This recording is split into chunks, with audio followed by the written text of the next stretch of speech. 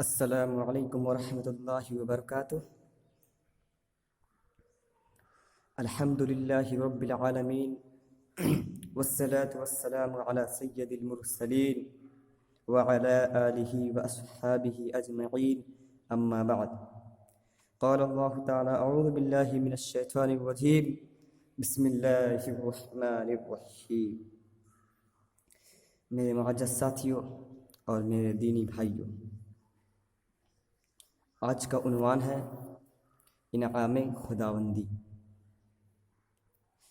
تمام تعریف اللہ رب العالمین کے لیے ہے، جو خالق و مالک ہے، رازق ہے، مشفق ہے، پالن ہار ہے۔ حضرات، اس دنیا میں کسی انسان کے اندر یا کسی سیارے کے اندر یا کسی بھی مخلوق کے اندر جتنی خوبیاں ہیں، جتنے اوصاف ہیں، جتنے کمالات ہیں، ان تمام خوبیوں کا محسن اور سرچشمہ اللہ رب العالمین کی ہی ذات ہے۔ مثلا انسان جو سارے مخلوق میں سے سب سے زیادہ اشرف ہے، انسان بولتا ہے یعنی اس کے اندر قوت گویائی ہے۔ انسان آس پاس کی آوازوں کو سن لیتا ہے یعنی اس کے اندر قوت سماعت ہے۔ انسان اپنے آنکھوں سے ایک دوسرے کو دیکھ لیتا ہے یعنی اس کے اندر قوت بصارت ہے۔ انسان اپنے دماغ سے بھلے برے کی تمیز کر لیتا ہے یعنی اس کے اندر قوت تخیل ہے۔ لیکن انسان کے اندر یہ تمام خوبیاں، انسان کے اندر یہ تمام صلاحیتیں آئی کہاں سے؟ انسان نے یہ خوبیوں کے خود سے نہیں بنایا، یا یہ خوبیاں انسان اپنے ہاتھوں سے خود سے نہیں بنایا، بلکہ یہ اللہ کا عطیہ اور اسی کا دین ہے۔ میرے پیارے ساتھیوں، اللہ تعالیٰ چاہے گا تو انسان کے اندر منہ ہونے کے باوجود بھی قوت گویائی چھین کر انسان کو گونگا بنا سکتا ہے۔ اللہ تعالیٰ چاہے گا تو انسان کے اندر سر اور دماغ ہونے کے باوجود بھی قوت تخیل چھین کر انسان کو پاگل بنا سکتا ہے۔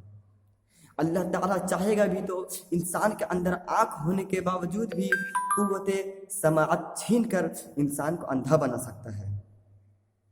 اللہ تعالیٰ چاہے گا تو انسان کے اندر کان ہونے کے باوجود بھی قوت سماعت چھین کر انسان کو بہرا بنا سکتا ہے۔ میرے پیارے ساتھیوں، اسی طرح سے آسمان میں روشن پھیلاتا ہوا یہ سورج، چمکتا ہوا یہ سورج جو ہمارے زمین سے 9,30,00,000 میل کے دوری اور چوتھی آسمان پر ہے، مگر ان کی کرنیں 3 آسمان کی سینہ کو چیرتی ہوئی پوری دنیا کو منور کر دیتی ہے، مگر ان کی کرنیں تینوں آسمان کو چیرتی ہوئی پوری دنیا میں اجالا پھیلا دیتی ہے۔ مگر سورج کے اندر یہ خوبیاں آئی کہاں سے؟ ذرا غور کیجئے میرے پیارے بھائیوں، سورج کے اندر یہ خوبیاں آئی کہاں سے؟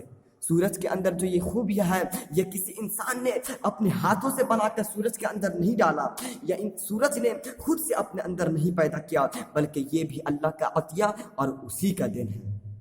میرے پیارے ساتھیوں، اگر اللہ تعالیٰ چاہے گا تو سورج کو ہونے کے باوجود بھی ان کی روشن چھین کر دنیا میں اندھیرا کر سکتا ہے۔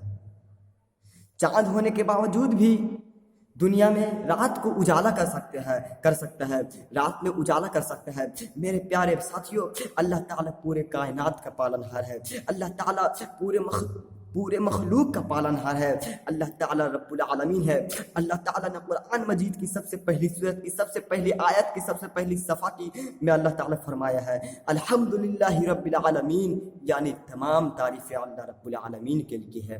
اللہ تعالیٰ نے خود کو رب العالمین کہا، الحمدللہ رب العالمین، یعنی تمام تعریفیں اللہ رب العالمین کے لیے ہے۔ اللہ تعالیٰ نے قرآن مجید میں کہیں یہ نہیں کہا کہ رب المسلمین، کہ صرف مسلمانوں کا رب۔ میرے پیارے ساتھیوں، ذرا غور کیجیے گا، اللہ تعالیٰ نے قرآن مجید میں کہیں یہ نہیں کہا کہ رب المسلمین، کہ صرف مسلمانوں کا رب۔ اللہ تعالیٰ نے کہیں قرآن مجید میں یہ بھی نہیں کہا کہ رب الانبیاء والمرسلین، کہ نبیوں اور رسولوں کا رب۔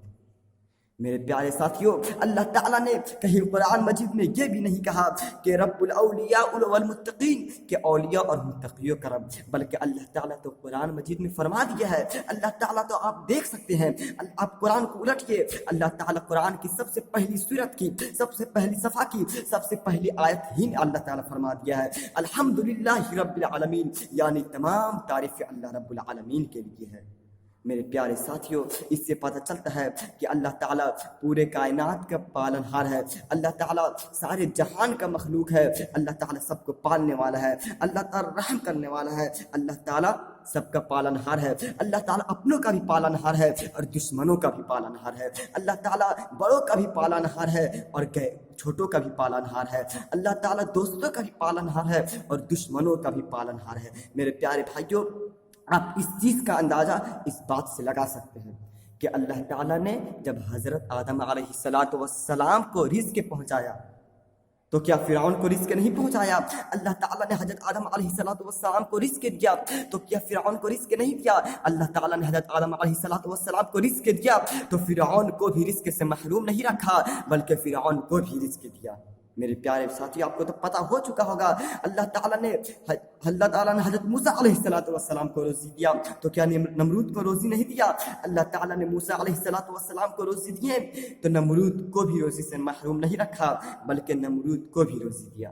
اللہ تعالیٰ نے اپنے آخری کے پیغمبر حضرت محمد رسول اللہ صلی اللہ علیہ وسلم کو رزق دیا تو ان کے بدترین دشمن، ان کے سب سے خراب دشمن ابو جہل اور ابو لہب کو بھی روزی سے محروم نہیں رکھا بلکہ انہیں بھی روزی دیا.